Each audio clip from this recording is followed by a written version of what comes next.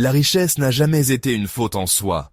Dans les traditions divines, certains prophètes ont reçu non seulement la foi, mais aussi l'abondance. Non pas pour accumuler, mais pour démontrer que le vrai pouvoir matériel ne vaut que lorsqu'il sert un but spirituel. Aujourd'hui, découvrons ensemble les prophètes et envoyés de Dieu. Les plus riches de l'histoire. Sulayman, paix sur lui, fils du roi David, fut un prophète doté d'une royauté sans égale. Son royaume s'étendait sur des nations, des djinns, des hommes et des animaux. Il contrôlait le vent, possédait des trésors et des armées invisibles. Mais malgré cette grandeur, il répétait une phrase que tout dirigeant devrait graver dans son cœur. « Seigneur, accorde-moi un royaume tel que nul après moi ne possédera. » Et Dieu lui donna. Non pour sa vanité, mais pour la justice, l'ordre et la reconnaissance du Créateur. Sulayman prouva que la richesse ne corrompt pas l'homme spirituel. Elle révèle ce qu'il est vraiment. Avant d'être roi, Daoud était un artisan. Il forgeait le fer de ses mains. Dieu lui enseigna comment travailler le métal pour construire des armures et des outils. Ce détail symbolise une vérité éternelle. La richesse vient de la création de valeur, pas de la possession.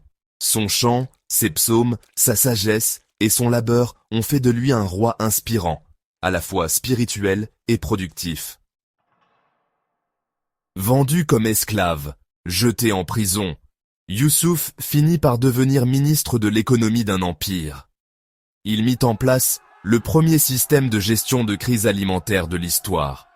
7 années d'abondance, 7 années de famine. Grâce à sa stratégie, l'Égypte prospéra.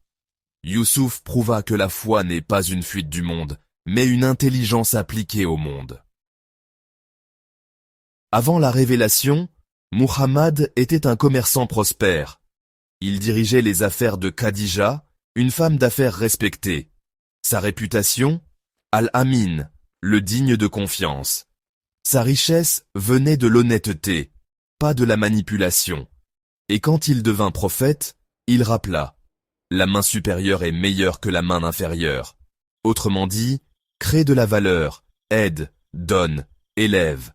Le commerce honnête, la confiance et la discipline, voilà les vraies fondations de la richesse spirituelle. Ibrahim était riche, respecté, influent. Mais quand Dieu lui ordonna de tout quitter, il le fit sans hésiter. Sa richesse n'était pas son maître, elle était son outil. Et c'est cela, le sommet du mindset divin, posséder sans être possédé. La vraie liberté financière commence quand la richesse n'est plus une idole, mais un moyen d'adoration. Ces prophètes n'étaient pas riches pour dominer, mais pour servir, protéger et bâtir. Leur richesse était une mission, pas une distraction. Souviens-toi, la pauvreté n'est pas une vertu, la richesse n'est pas un péché. Ce qui compte, c'est le cœur qui les porte. Per Capita Streaming FR, là où la spiritualité rencontre la discipline et la richesse.